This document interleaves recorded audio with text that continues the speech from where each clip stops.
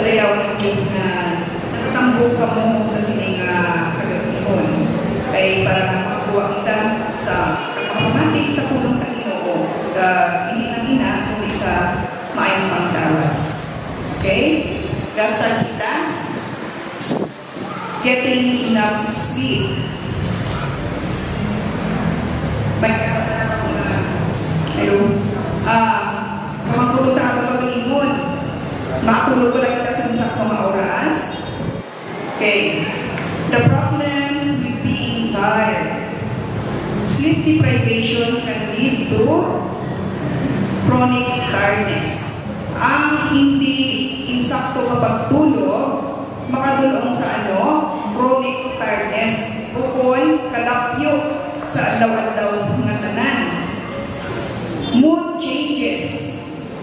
Ang atong nga mudo, nagkalain-lain. Kung kulang kita sa tulog, ano gani? Daw dalita maakipon.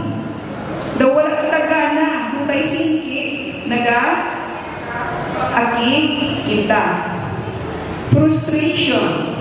Kung may something nga daw gusto mo himuon, pero hindi mo mahimo, tungod nga kulang ka sa tulog, kapoy ka, lapilot ka, so, frustration.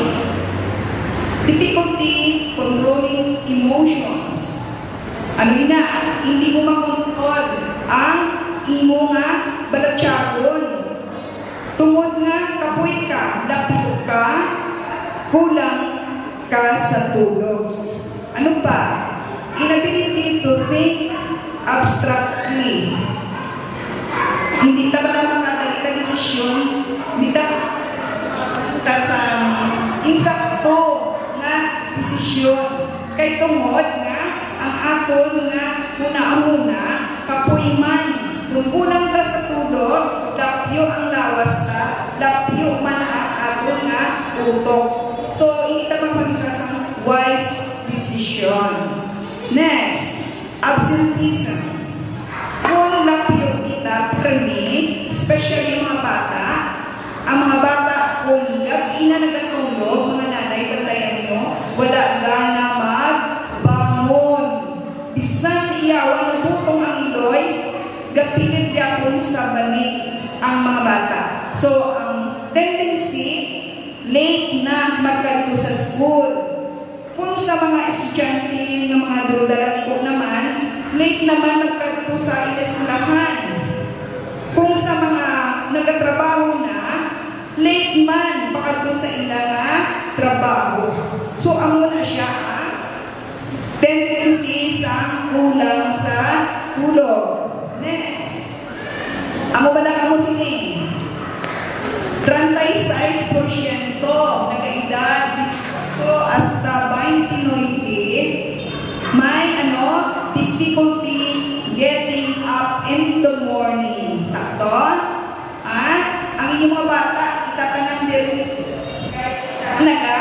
kawili sa akong cellphone. Amo nang kamatuoran, kung wala man lang daw TV, pero tamog sa cellphone. So, ang problema sa tanan, subong at tao sa kalibutan. 22% are late to school or work due to sickness. O, ang bata niya muna ba na? Kaya akong bata, muna. Kuha na siya senior high. Pero, permi ka katulugan sa eskwelahan. So, kung permi ng tulog, hindi makapamati sa maestrai, anong makuha niya ng lesson, kay tuyo sa niya. So, useless ang pagkato niya sa school na tuyo ang bata. Okay? Next. 40% amo na ang nagtulog sa school nila kag sa trabaho. Di kung nagatrabaho ka, kag nagakatulugan ka, kag kung madakpan ka sa iyong manager o supervisor, ano matabo? Igan ka Kung hindi gani, fired out ka, wala ka na trabaho pagkadasan na adlaw. Okay. According to the National Sleep Foundation. Next, driving drowsy 60% sa populasyon nag-edad 18 to 29 na nag-drive na kulang sa tulog. Hindi lang na sa Pilipinas, sa bilog na kalibutan, especially sa mga US. So, kung nag-drive sila, kulang sila sa tulog, ang tendency, nagkaka-disgrasya. So, 25% na actually, nagkakaano sila, katulugan sa dalan.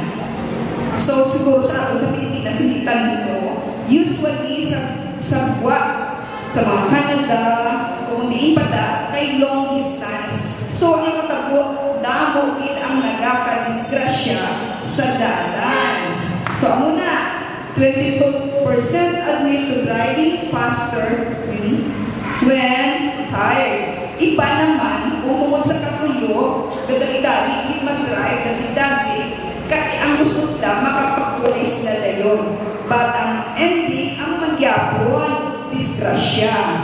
Okay, according to the National Highway Traffic Safety Administration, drowsiness has been the cause of 100,000 traffic crashes each year. So, 100,000 ang mga nagkakadisgrasya sa bilog na kalibutan. So, killing more than 1,500 Americans and injuring another 71,000.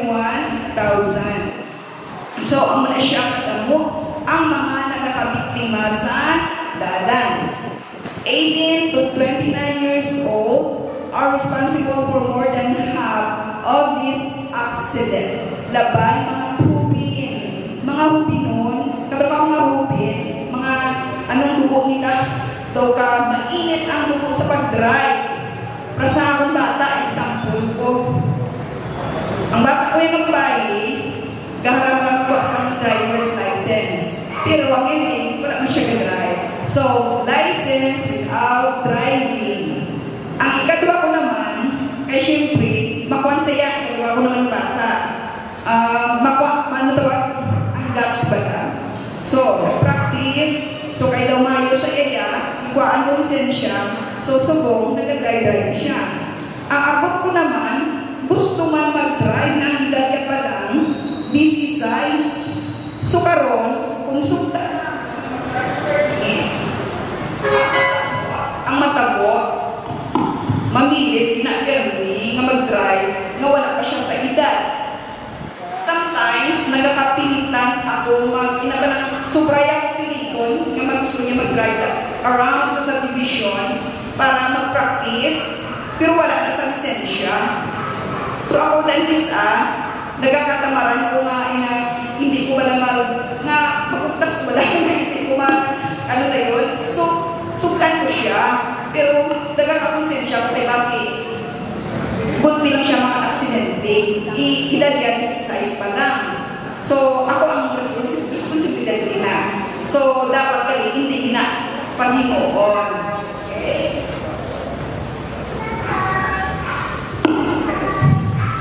Next, how much sleep do you have? How much? Kauras ang inyong inatulog. Actually, may normal kita nga oras para magtulog. 7 to 8 hours. Hands up yung matulog sa 7 to 8 hours. Ha? Hands up. Oh, pila na? Isa, dua? How about the others siya?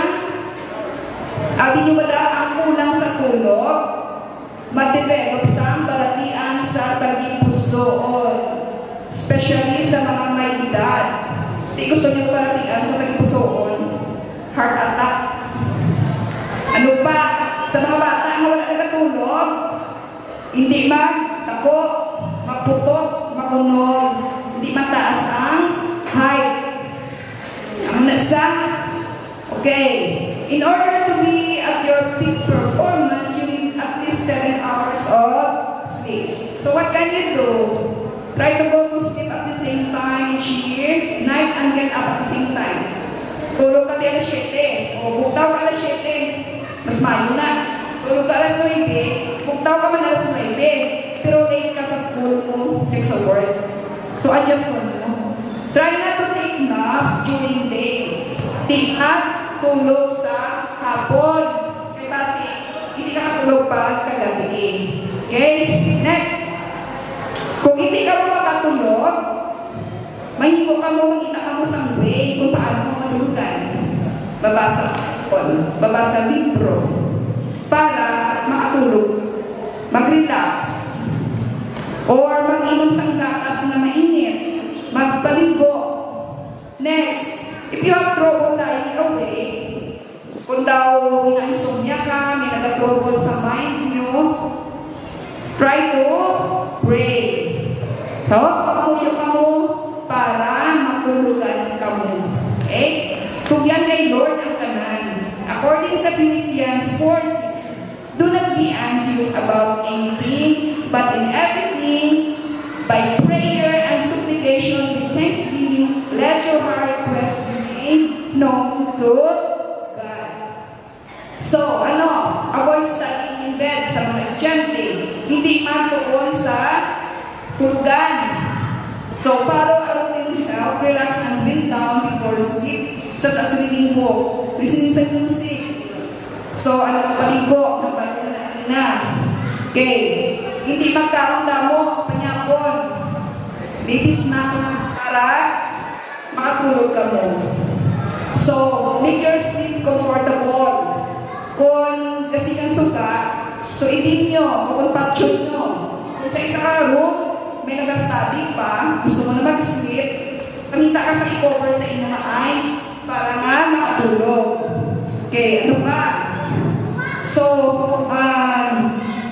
kung may nagagahod, may nagaparina, may nagapanultog, pamita ka mo sa something na machine or inabalang kahatag sa music na ang iyang na sound, though may gaulan, kinami na siya maka-sleep yung pagtulog. Okay, ano na siya. Next, ano ang ikawan nyo sa gabi sa pagtulog? Hindi na mag-inom sa kape. Kaya mga adilista, wala man kainom kape. Okay? Hindi na magpangalyo.